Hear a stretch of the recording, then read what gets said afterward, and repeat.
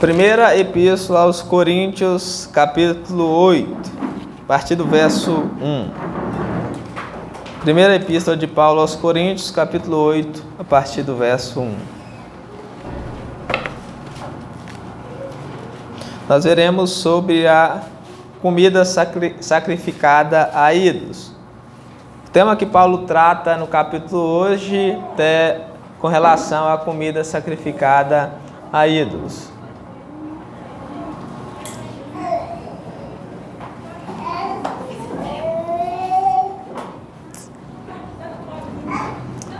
Primeira Epístola aos Coríntios, capítulo 8, a partir do verso 1. Amém? Primeira Epístola aos Coríntios, capítulo 8, a partir do verso 1.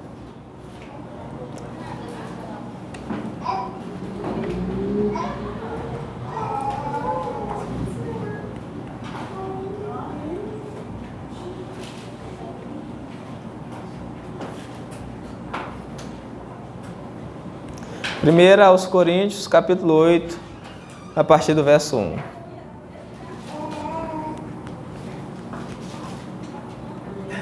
Amém? Vamos fazer a leitura então, todos juntos aí no verso 1. No que se refere às coisas sacrificadas a ídolos, reconhecemos que todos somos senhores do saber. O saber ensoberbece, mas o amor edifica. Se alguém julga saber alguma coisa, com efeito, não aprendeu ainda como convém saber. Mas se alguém ama a Deus, esse é conhecido por ele. No tocante à comida sacrificada a ídolos, sabemos que o ídolo de si mesmo nada é no mundo, e que não há senão um só Deus.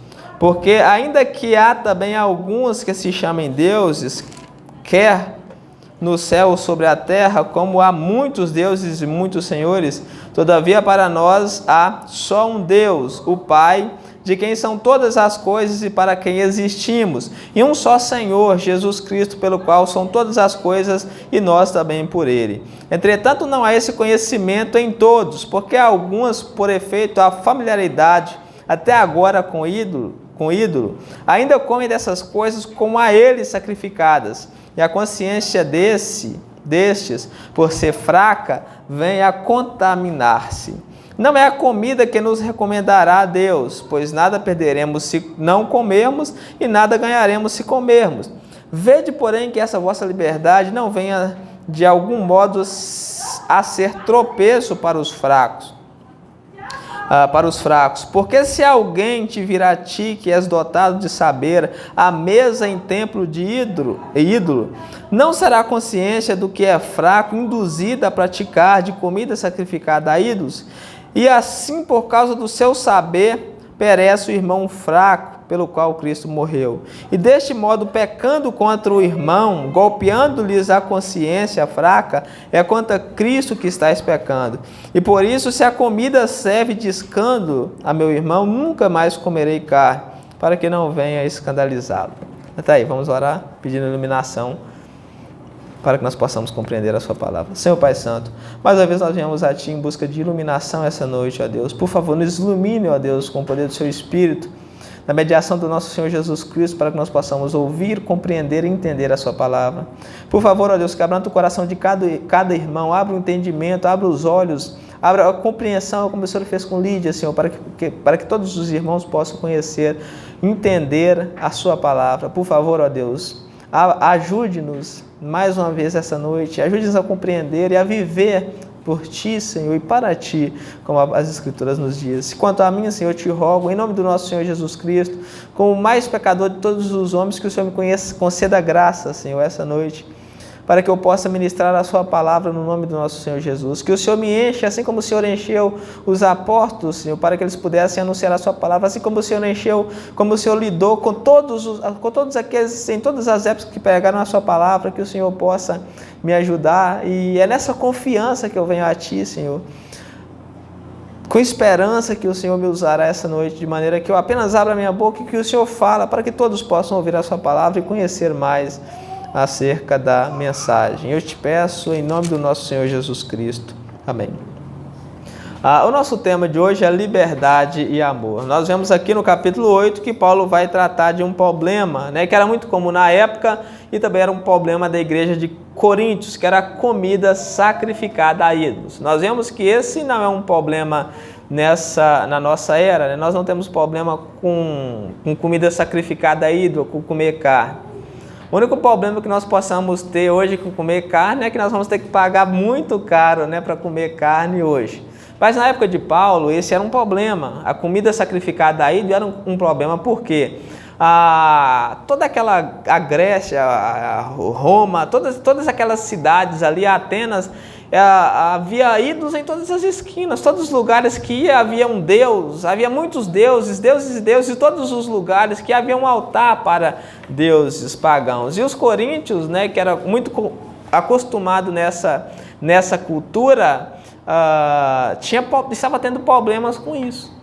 Havia alguns irmãos que haviam se convertido na igreja de Coríntios, mas ainda não tinham um conhecimento pleno de que aquilo era só ídolos, não significava mais nada, era só imagens.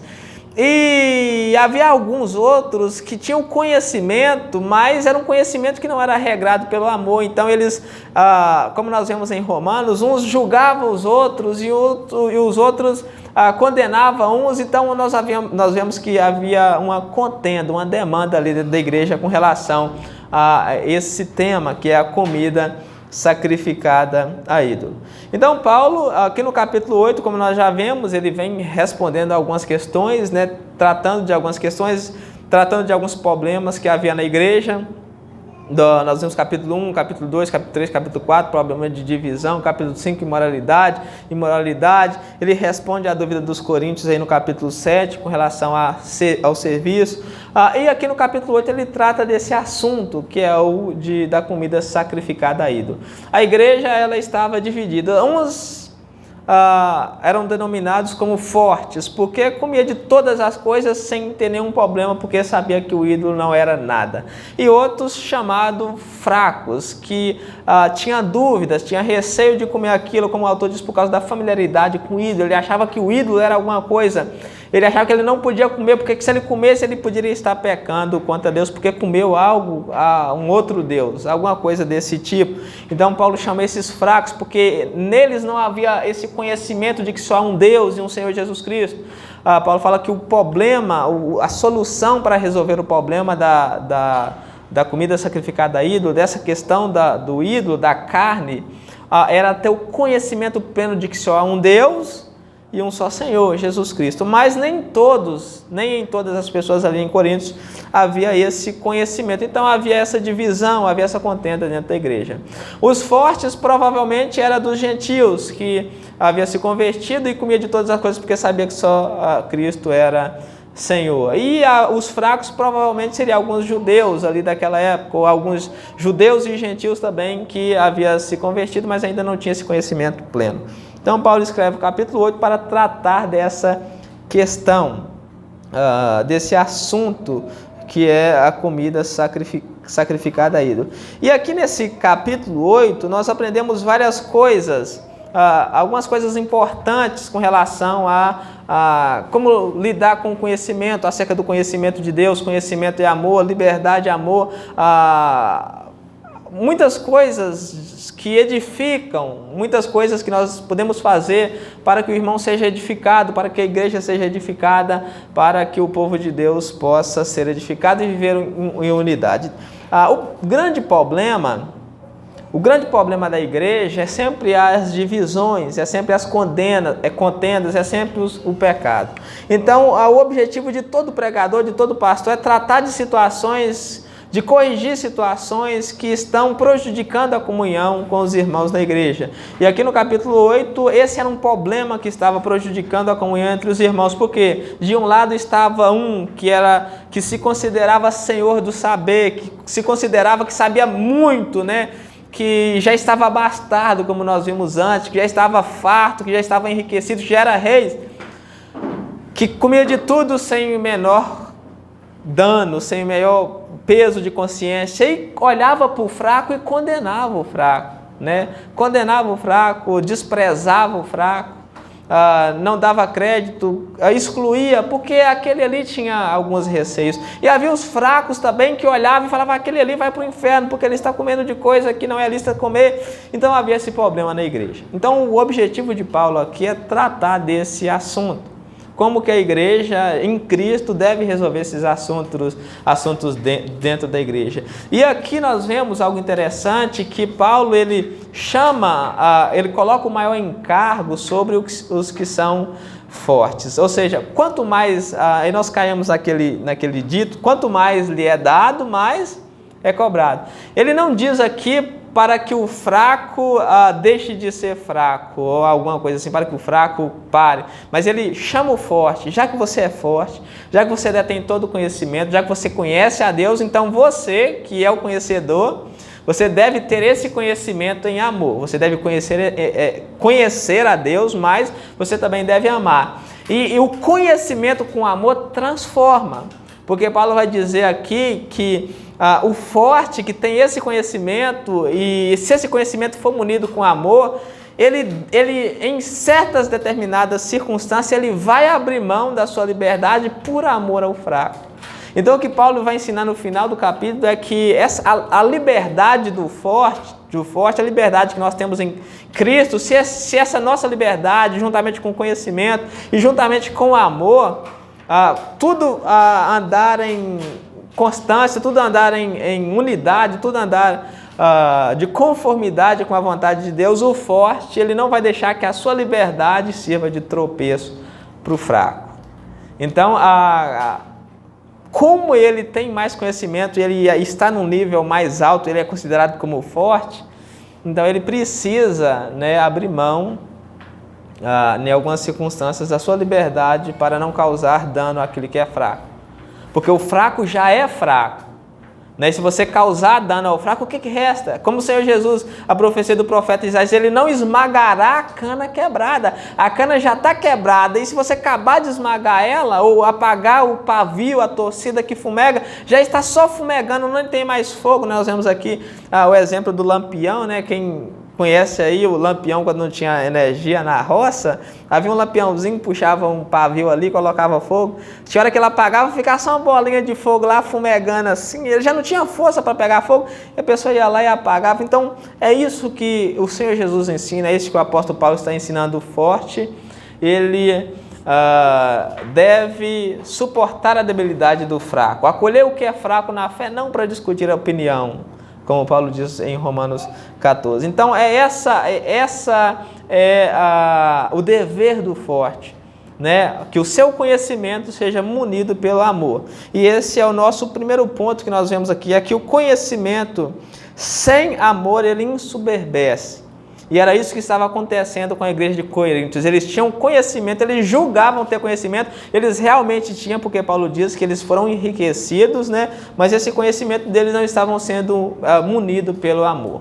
Não adianta a pessoa ser um teólogo, não adianta a pessoa ser um reverendo, um estudioso, mas se esse conhecimento dele não for unido pelo amor, untado, por assim dizer, no português mais claro, untado pelo amor, isso não tem nenhum valor.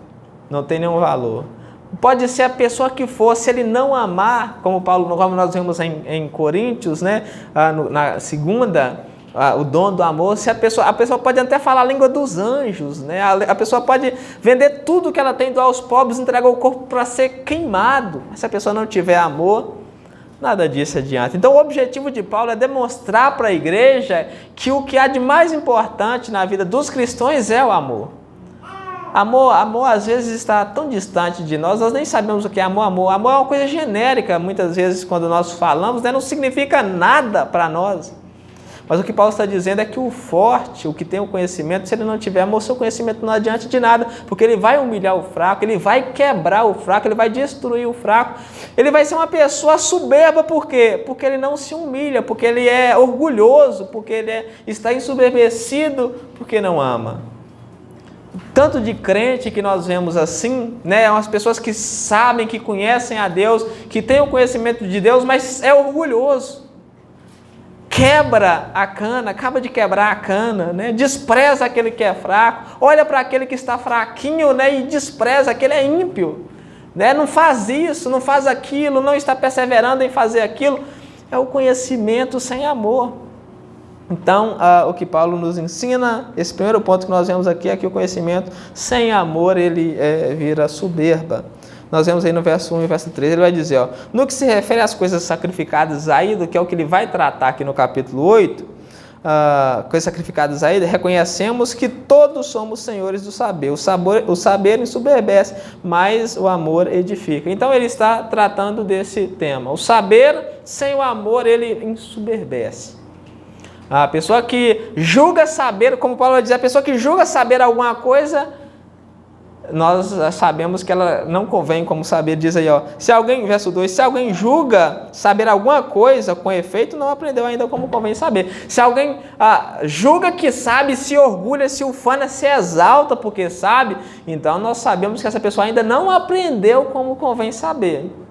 Ou seja, nós não podemos nos orgulhar porque nós sabemos, nós não podemos desprezar o outro porque ele sabe menos do que nós não podemos julgar o irmão porque ele está fraco, porque ele é fraco, porque ele não faz as mesmas coisas que nós. Então, se nós julgamos que nós somos melhores do que ele, nós ainda não aprendemos como devem saber. É o que estava acontecendo na igreja de Corinto. Os fortes estavam ensoberbecidos porque julgava saber demais, porque julgava saber muito. E Paulo fala, aqueles que julgam saber muito, eles ainda não aprenderam como convém saber.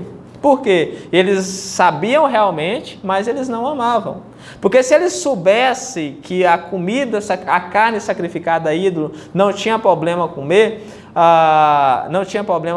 da comida sacrificada a ídolo, porque o ídolo não era nada, e eles poderiam comer, mas se eles soubessem e esse saber fosse regado pelo amor, a ponto de se colocar no lugar do outro, saber que o outro ia tropeçar, iria pecar por causa daquela liberdade dele, e ele abriria mão daquilo por causa do amor ao próximo. Então é isso que Paulo trata, né? Nós vemos que ele diz que ele vai tratar aqui da comida sacrificada a ídolo. Era muito comum naquela época. Os cristãos eles haviam se convertido, mas havia muitos templos, casas, né, onde que os amigos, porque quando nós convertemos, né, nós não rompemos laço com todo mundo, nós temos amigos ímpios. Nós temos amigos mundanos, pessoas que ainda estão no mundo que não é convertido. E os coríntios tinham esses amigos. E esses amigos muitas vezes convidavam eles para ir no templo, numa festa. Estava havendo uma festa no templo da deusa Atena. E lá havia aquela comida, né? Havia carne. O que faz uma situação dessa? Ou com relação à casa, né? Se um irmão convidar para ir comer, Paulo vai tratar desse assunto aqui. Se um irmão convidar para ir comer na casa, o que eu devo fazer? É lícito ou não é lícito? Então nós veremos isso. Ele conclui no verso 3, mas se alguém ama a Deus, esse é conhecido por ele. Ou seja, o conhecimento sem amor, ele não tem muito valor. Muito pelo contrário, o conhecimento sem amor, ele produz soberba, ele faz a pessoa se exaltar. Eu sou bom demais, eu conheço demais. Fulano não vai para o céu porque fulano não faz as mesmas coisas que eu. Aí você vê para fulano nem vai mais nos cultos, fulano vai para o inferno. Né? Fulano não é mais crente. Então, o conhecimento sem amor não é soberba. A Bíblia fala que nós devemos conhecer, assim, a Bíblia não está proibindo aqui alguém de conhecer, de querer conhecer a Deus, mas a Bíblia diz que nós devemos conhecer e amar. É conhecimento com amor. Então, conhecimento sem amor é soberba, pode ser soberba.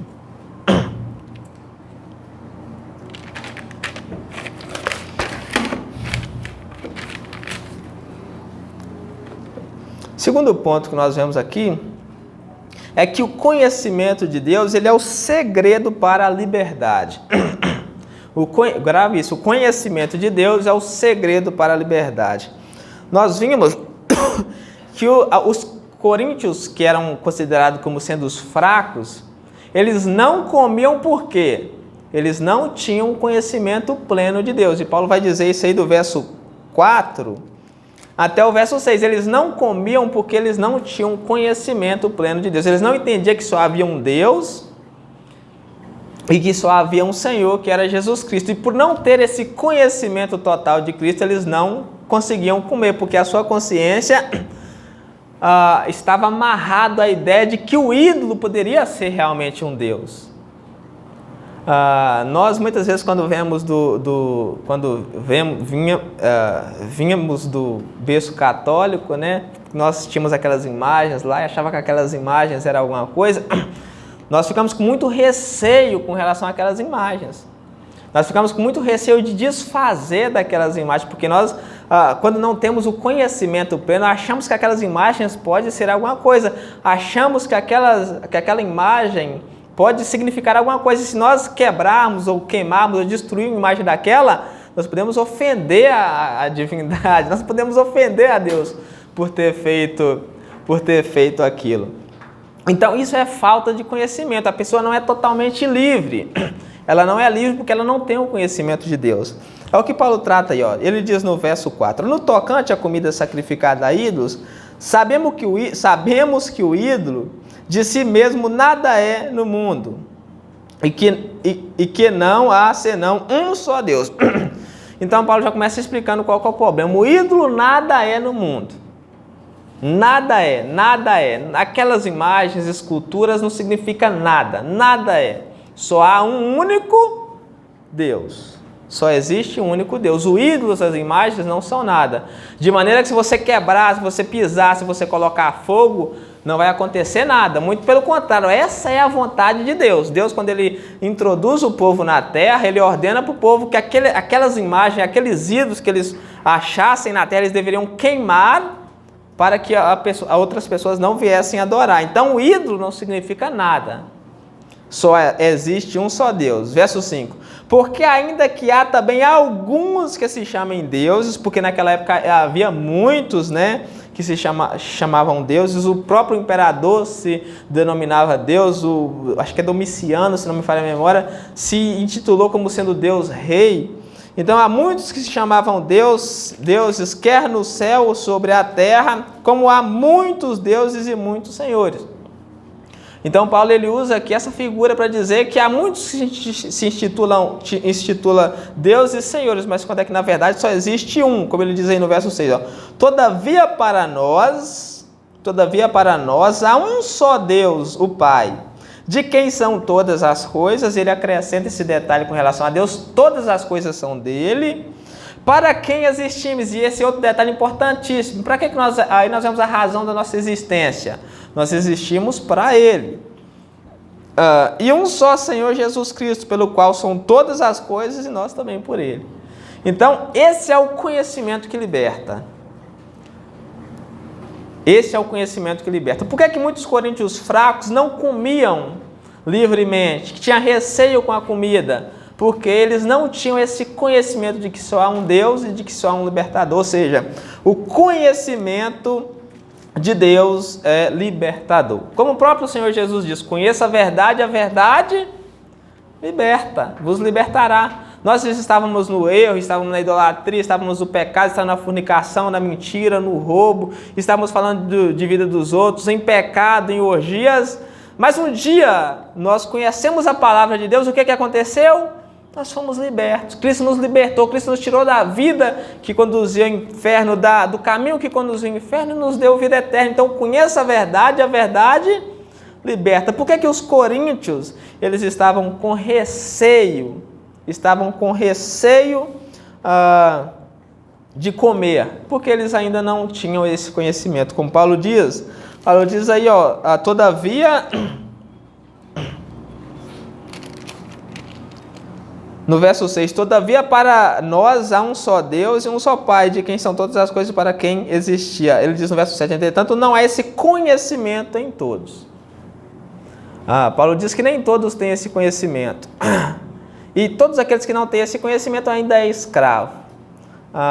Outro dia eu estava conversando com um jovem, né? Nós estávamos ouvindo um hino no radinho, o de Fernandinho, fala, eu não sou mais escravo do medo. Aí ele estava me falando, eu não sou mais escravo. Eu falei, você sabe o que significa não ser mais escravo do medo? Você sabe o que significa não ser mais escravo do medo? Ele falou um negócio lá que eu não me lembro agora. Eu falei, não ser mais escravo do medo, você não ter mais medo. Você não pode ter mais medo. Aquele que tem o conhecimento, que é aperfeiçoado no conhecimento, não tem mais medo. Ou seja, Você não pode ter medo de morrer e ir para o inferno. Ou seja, você só não é escravo quando você tem plena certeza de que o sacrifício de Cristo é suficiente para te levar para o reino do céu. Enquanto você tiver receio, enquanto você tiver medo, enquanto você tiver dúvida de que o sacrifício de Cristo não é suficiente para te levar, para te conceder a vida eterna, você ainda é escravo do medo. Não adianta cantar bonitinho, eu não sou mais escravo do medo, sou filho de Deus, tendo medo, né? Eu não sei o que vai ser de mim depois da morte. Eu não sei o que vai acontecer comigo quando eu cruzar a linha, né, entre a vida e a morte. Eu não sei o que vai ser de mim quando eu passar para o outro lado. Eu tenho medo de não ter feito o suficiente para mim ir para o céu. Não é assim que as pessoas pensam, né? Nós sabemos que já é falta de conhecimento, porque ninguém consegue fazer suficiente para ir para o céu. Ninguém consegue herdar o céu por fazer alguma coisa. Então, não ser mais escravo, ser totalmente liberto, é você entender que a obra de Cristo é suficiente para te salvar e você não ter medo. É tão maravilhoso quando a gente vê que um irmão faleceu, né? A morte nunca é boa, mas a morte ela é melhor quando você sabe que o irmão faleceu tendo essa certeza. Quando você sabe que o irmão faleceu crendo que ele não era mais escravo, crendo que Cristo é suficiente para salvá-lo. Agora, quando você chega num velório de uma pessoa que é duvidosa na fé, é tão terrível, porque você sabe que ela já morreu, todo mundo está sofrendo do lado de cá, e ela pior ainda do lado de lá. Porque a pessoa que morre sem Cristo não tem... Nós tentamos... aliviar a consciência com aquela ideia, é só Deus que sabe, né? Deus vai ter misericórdia, Deus dá um bom lugar se merecer, não vai ter um bom lugar, porque ninguém merece. Quando a pessoa fala assim que Deus dá fulano de tal um bom lugar se ele merecer, a pessoa já está falando fulano de tal vai para o inferno, porque ninguém merece um bom lugar. Ninguém merece. Nós só temos um bom lugar porque Deus quis, aprove a Deus quis nos dar pela graça. Por causa de Cristo, Deus nos deu, Deus nos proveu um bom lugar, não porque nós merecemos. Então, o conhecimento de Deus, ele produz a verdadeira liberdade. Você não é mais escravo se você tiver o pleno conhecimento de Deus. Se você conhecer a Deus, você não tem mais medo. A prova de que você não tem medo é que você conhece, você sabe que a obra de Cristo é suficiente, você descansa na obra de Cristo. Como que está a sua situação hoje? Você é escravo do medo ou não? Você confia unicamente em Cristo como seu único e suficiente Salvador? Ou você ainda tem medo do que você vai encontrar depois da cova? Você tem medo do que você vai encontrar depois da sepultura fria e gélida? Depois da tumba fria? Quem tem medo do que ele vai encontrar depois da tumba, depois da cova, é porque ele ainda é escravo. João diz que o verdadeiro conhecimento lança fora o medo. O verdadeiro conhecimento lança fora o medo. Quem conhece a Deus plenamente não tem mais medo. Eu não tenho mais medo porque eu sei que não depende de mim. Não depende das minhas obras, não depende do meu mérito, e sim do que Ele fez por mim na cruz. Então, o verdadeiro conhecimento é libertador. Conheça a verdade, conheça Cristo, conheça a sua obra. Jesus, ele fala as coisas com exímia perfeição. Ele diz, conheça a verdade. Quem é a verdade? É Ele. Conheça o que eu fiz por você na cruz, conheça a minha obra, conheça tudo o que eu fiz por você e você será livre. Se nós conhecemos o que Jesus fez por nós na cruz, nós não seremos mais escravos. A coisa mais triste é a pessoa viver atormentada com medo, não saber o que ela vai encontrar depois da morte, sem certeza da salvação, não descansa em Deus. Amém? Glória a Deus. Terceiro ponto que nós vemos aqui é que a falta de conhecimento de Deus conduz ao pecado. A falta de conhecimento de Deus conduz ao pecado. Verso 7 e 8. Diz assim: entretanto, não há esse conhecimento em todos, porque alguns, por efeito da familiaridade até agora com o ídolo, ainda não comem dessas coisas, ainda comem, né? ainda comem dessas coisas como a eles sacrificada. E a consciência desse, por ser fraca, vem a se contaminar. Não é a comida que nos recomendará a Deus, pois nada perderemos se não comermos e nada ganharemos se comermos. Então, alguns, por não ter o conhecimento pleno, não ter esse conhecimento, né, que é o conhecimento de que só há um Deus e um só Senhor, comem daquelas coisas como ao ídolo sacrificadas. Por eles não ter um conhecimento aperfeiçoado, um conhecimento próspero de Cristo, eles ainda acreditam que o ídolo é alguma coisa. Eles acreditam que o ídolo tem algum valor, o ídolo tem algum prestígio. Então eles comem, mas eles não comem com total liberdade. Eles comem com receio. A Bíblia diz que qualquer coisa que você faz com dúvida é pecado. Qualquer coisa que não é por fé, né? Qualquer coisa que não é por fé é pecado, como diz em Romanos. Então aí a falta de conhecimento conduz o pecado, porque se a pessoa não tiver o conhecimento pleno de Deus, ela vai andar em direção ao erro, ela vai fazer coisas erradas. E é o que o próprio profeta diz, o profeta Isaías diz que a falta de conhecimento está fazendo com que o povo se perca. Meu povo se perde por falta de conhecimento. Por que as pessoas estão no erro? Porque elas não têm conhecimento. Por que a maior parte dos cristãos evangélicos estão vivendo no erro? Porque eles estão no erro, porque eles não estão tendo conhecimento. Eu conheci uma moça que se diz ser evangélica, conheci de vista, né? Até que eu ouvi coisas acerca dela que, se for verdade, ela nunca poderá ser.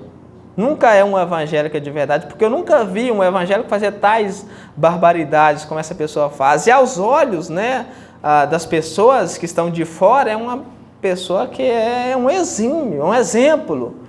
Né? Mas Deus queira que não seja verdade isso. Deus queira que isso seja mentira, porque se uma pessoa que se diz evangélica anda em tais caminhos, ou é por ignorância, eu não sei por que é. Então, porque se essa pessoa tivesse esse conhecimento pleno de Deus, eu acredito que ela não ofenderia a Deus dessa maneira. Né? Um cristão cometendo a prostituição. Prostituição não é aquela pessoa que vende o corpo, que tem relação sexual por dinheiro. Prostituição, nós vimos que é qualquer forma de relação sexual fora do casamento. Então, se há um evangélico que se diz ser evangélico, mas que tem relação sexual fora do casamento, essa pessoa está cometendo um pecado abominável, um pecado que Deus abomina nas Escrituras. Porque a Bíblia fala, né, que é o templo do Espírito Santo. O nosso corpo é a morada de Deus. Então, se alguém pratica um pecado, ele está praticando um pecado abominável aos olhos de Deus. Um pecado que Deus odeia, um pecado que Deus despreza. Então, o cristão não pode andar nessa prática. E muitas pessoas andam nessa prática ou porque desprezam a verdade ou porque não têm esse conhecimento da verdade. Então, a falta de conhecimento de Deus conduz a pessoa ao pecado. Quanto mais a pessoa conhece, mais ela afasta do pecado. Quanto mais a pessoa desconhece, mais ela se aproxima do pecado. Como o próprio Senhor Jesus diz, um cego não pode guiar outro cego. Porque se um cego guiar outro cego, o que acontece? Ambos cairão no buraco. Ou seja, se a pessoa não tiver os olhos bem abertos, conhecer muito bem a Deus, essa pessoa cairá no precipício. Então, o que nós precisamos saber? O que é essencial para a nossa vida? O que é essencial para a vida cristã? O conhecimento de Deus é essencial para a vida cristã. Então, você não está aqui hoje perdendo tempo. Você não está aqui hoje perdendo seu precioso tempo, né? Porque, muito pelo contrário, você está aqui hoje ganhando o seu tempo, aproveitando o seu tempo. Porque todas as vezes que nós usamos o nosso tempo para conhecer a Deus, nós estamos ganhando.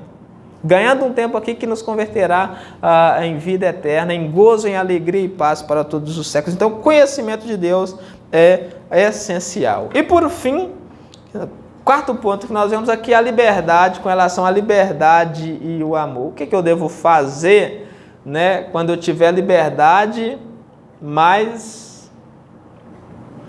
eu precisar abrir mão dessa liberdade por causa de um irmão? Como se tornar nessa situação? O que eu devo fazer?